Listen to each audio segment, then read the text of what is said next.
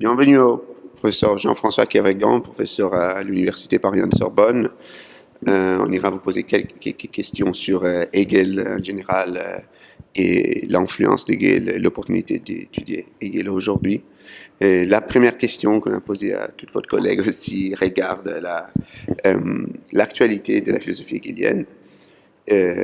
En particulier, dans votre recherche sur Hegel, vous avez donné beaucoup d'importance à sa philosophie du droit. Pensez-vous que la philosophie politique d'Hegel puisse offrir des instruments conceptuels utiles aujourd'hui à comprendre notre actualité politique et à déchirer les processus politiques en cours, en particulier en ce qui concerne les concepts d'institutions sur lesquels vous avez beaucoup travaillé? Alors c'est une question à laquelle il n'est pas très facile de répondre. J'ai commencé, mes premiers travaux sur Hegel étaient des travaux, je dirais, purement historiques, d'histoire de la philosophie. Je travaillais sur la logique de Hegel et puis aussi ensuite surtout sur la philosophie juridique et politique. Mais depuis le début, avec ce travail classique, disons, avait un arrière-plan qui était un questionnement politique, même si ce n'était pas évident. En réalité, je suis venu à Hegel pour trouver dans son œuvre des réponses à des questions auxquelles, disons, la pensée qui me servait de cadre de référence à l'époque, c'était il y a très très longtemps, à savoir le marxisme, ne fournissait pas de réponse, à mon avis, satisfaisante, en particulier, bien sûr, la question du politique, la question de l'État. Je n'étais pas le premier à le remarquer, mais le défaut dans la théorie marxiste en général, dans la pensée de Marx en particulier, d'une théorie, disons, élaborée du politique et de l'État, me semblait justifier ce détour par Hegel. Pour répondre maintenant plus précisément à votre question, il me semble qu'effectivement, alors évidemment, ça n'aurait pas grand sens à mon avis, de vouloir, jeter un regard hegelien sur notre présent, mais il me semble que la manière dont Hegel construit un questionnement philosophique à propos du monde social et politique nous offre certains outils méthodologiques pour éviter les appréhensions trop simples ou trop sommaires qui aujourd'hui ont souvent cours dans la pensée politique en général, disons. Vous avez parlé, j'ai effectivement accordé une certaine importance à c'est pas moi qui ai inventé l'expression, c'est plutôt Dieter Henrich qui l'avait inventé, l'institutionnalisme hegelien. Il me semble effectivement que la conception hegelienne des institutions, dans la mesure où les institutions sont, chez Hegel, je dirais, des complexes qui articulent des données objectives et des dispositions ou des attitudes subjectives, cette articulation d'éléments objectifs et d'éléments subjectifs dans des ensembles. Alors, par exemple, je ne sais pas, un syndicat, c'est une institution. Bon, Hegel, bien sûr, n'a pas de théorie des syndicats, mais il est intéressant pour nous d'analyser, comme disent certains aujourd'hui, les formes de vie, les formes institutionnalisées de vie, sans lesquelles les institutions sont, alors pour le coup, des institutions au plus mauvais sens du terme, c'est-à-dire des choses inertes, des choses sans vie, qui ne sont pas habitées, disons, par un vouloir commun. Essayer de faire en sorte que le monde présent soit un monde, je dirais, institutionnellement vivant, est une chose qui me paraît importante et pour laquelle Hegel peut nous être encore, je crois, d'un certain secours. Merci. Et vous avez parlé des outils conceptuels hegeliens qui peuvent être utiles et peuvent être utiles à comprendre nos présentes. Il y a eu dans les dernières décennies il y a eu une particulière vague d'interprétations hegeliennes provenant du monde anglo-saxon qui ont développé effectivement des outils conceptuels qui ont paru utiles pour comprendre ou pour développer certaines idées dans des débats contemporains. Quel est votre rapport à ces mondes interprétatifs et à cette nouvelle redécouverte du pensement d'Hegel, vu aussi que certaines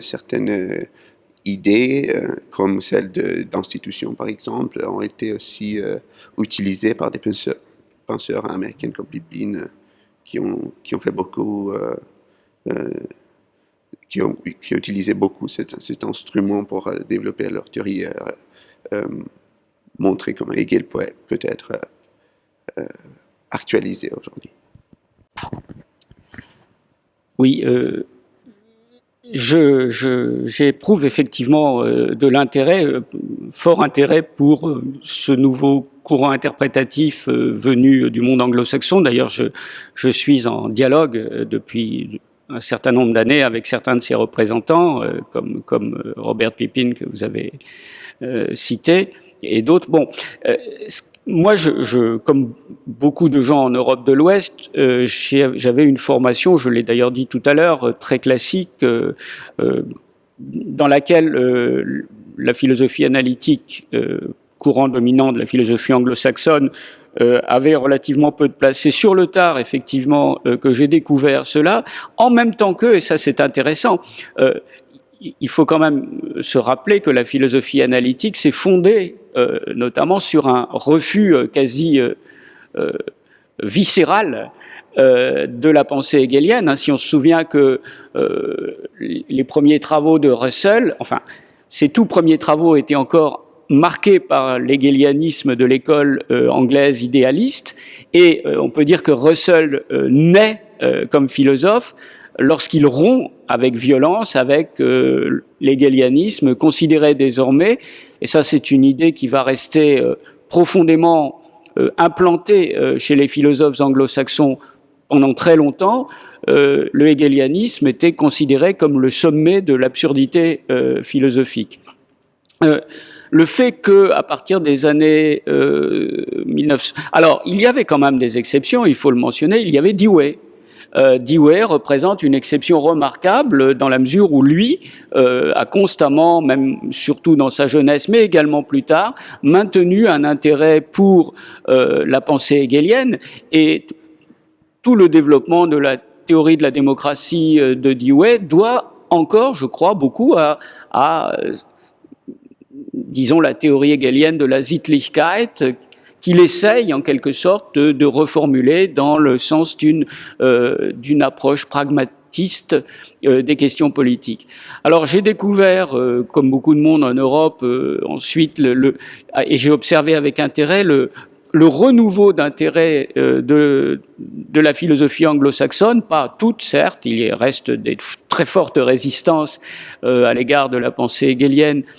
dans les années 1970, 1980 et jusqu'à nos jours. Et pour ma part, j'y ai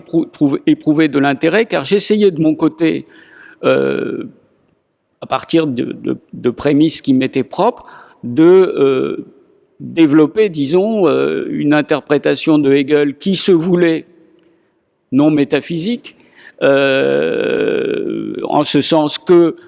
il me semblait possible et nécessaire d'opérer des choix, disons, dans le corpus hegelien. Et c'est vrai que moi, j'avais tendance, je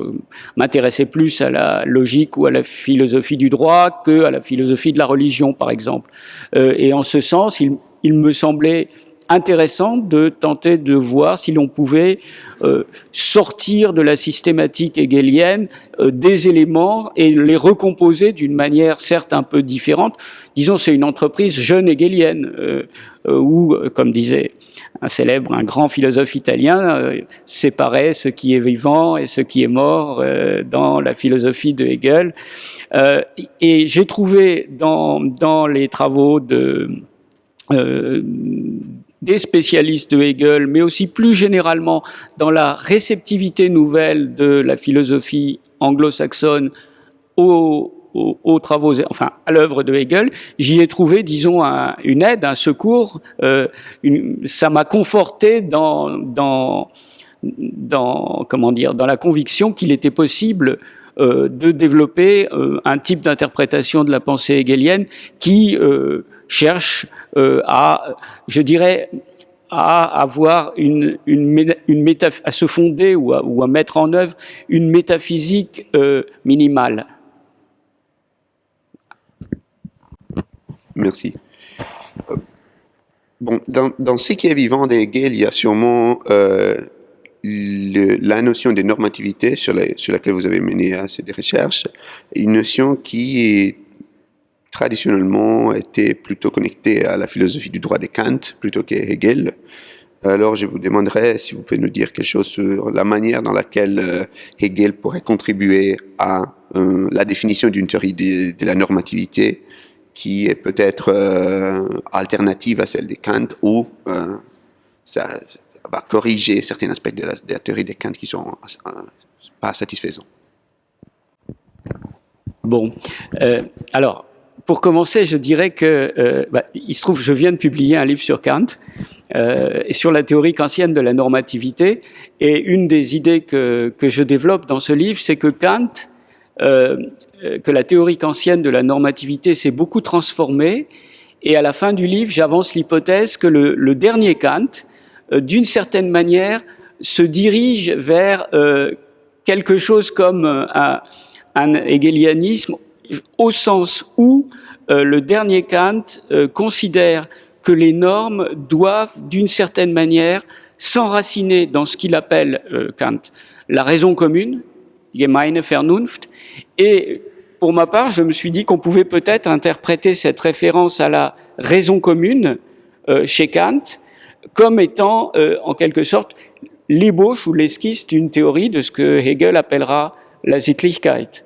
Bon, mais ça, ce sont des hypothèses que je soumets et qu'on n'est pas obligé de partager. Pour parler de Hegel maintenant, ce qui me semble très intéressant, alors il y a chez Hegel une théorie de la normativité, ça on peut le constater par exemple lorsqu'on lit les analyses qu'il développe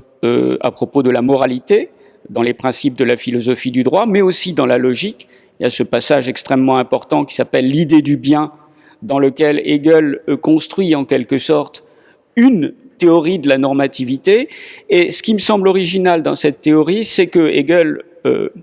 part de l'idée suivante: une norme effective doit être une norme qui n'est pas construite à l'extérieur de ce qu'elle doit normer, par exemple les pratiques humaines, mais cette norme doit d'une certaine manière être construite d'une manière immanente. C'est-à-dire qu'en fait, la normativité telle que Hegel la conçoit consiste à amener les choses, en quelque sorte, à devenir conformes à leur propre concept. Ce qu'on peut appeler une théorie de la normativité immanente,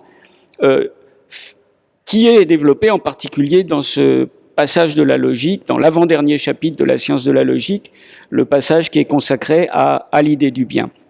Voilà. Il me semble que cette idée d'une normativité immanente, qui est extraordinairement développée dans la préface des principes de la philosophie du droit, lorsque Hegel dit que le but de la philosophie n'est pas de développer une raison extérieure à la chose, mais de porter à la conscience la raison même de la chose, la raison immanente à la chose, c'est-à-dire ce dont il est question. Voilà, il y a là une théorie de la normativité qui me semble très intéressante et qui aboutit à donner un sens différent de celui qu'on leur a souvent attribué à certaines des formulations les plus contestées de la préface. J'ai dit quelque part, enfin dans une conférence récente, qu'il y a dans la préface des principes de la philosophie du droit une véritable épistémologie politique, c'est-à-dire une théorie de la manière dont il faut s'y prendre pour penser, et penser d'une manière normative, le politique. Je vous remercie beaucoup. C'est moi qui